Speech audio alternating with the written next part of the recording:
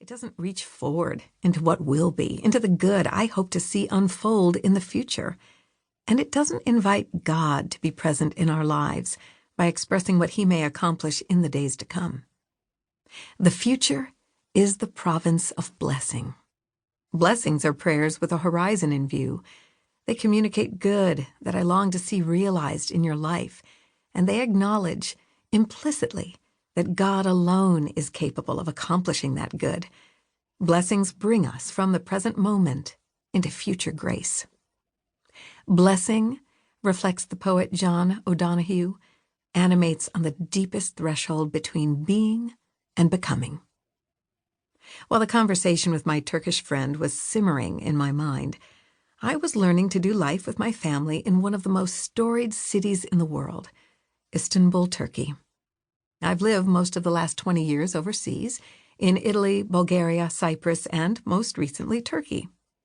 Crossing cultures shakes me out of the familiar, comfortable patterns of speaking and thinking, challenging me to acquire new ways of expressing myself that sometimes cast a clarifying light on the world.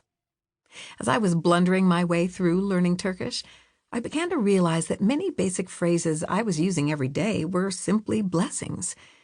To a baker, making a traditional pastry, elinize sağlık, health to your hands. To a neighbor coming down with a cold, geçmiş olsun, may it pass. To a bride at her wedding, bir yastıkça kocayan, may you sleep together on the same pillow. To a student beginning the school year, hayırlı olsun, may it be successful. To a friend leaving on a long drive, yol açık olsun, may the way be open. A blessing needed in a city of about 15 million where gridlock is a part of daily life. Sometimes I heard the greeting that is also a profound blessing, selamun aleyküm, peace be with you. Peace be with you.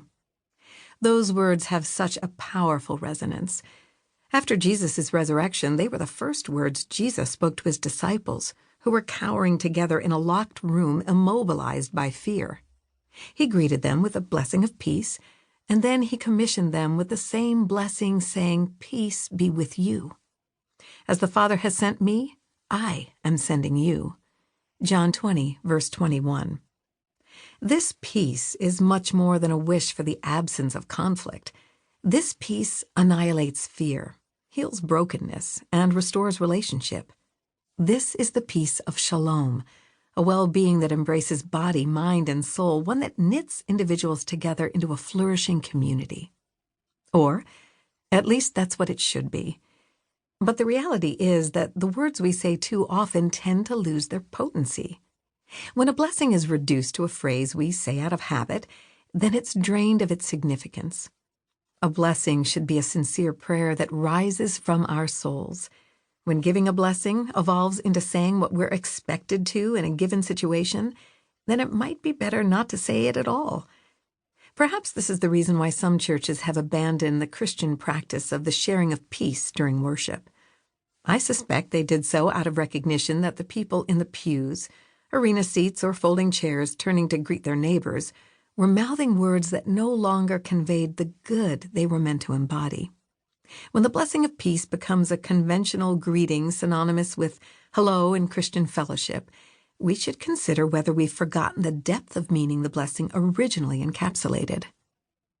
Before I moved to a culture in which blessing is woven into everyday social interactions, I paid no attention whatsoever to the role blessing played in the Bible and in God's history with his people. Western culture is so thoroughly secularized that it has, for the most part, long been stripped of the language of blessing. In public conversations, the remnants of blessing have been reduced to meaningless cliché, a reality that is best illustrated by the reflexive instinct to say, "bless you," after a sneeze. Even in religious circles, blessing doesn't pack much of a punch. I grew up hearing polite, silver-haired ladies exclaim, "Honey, bless your heart," a sentimental expression that often conveys genuine affection and sometimes a hint of gentle dismissal, but never a sense of power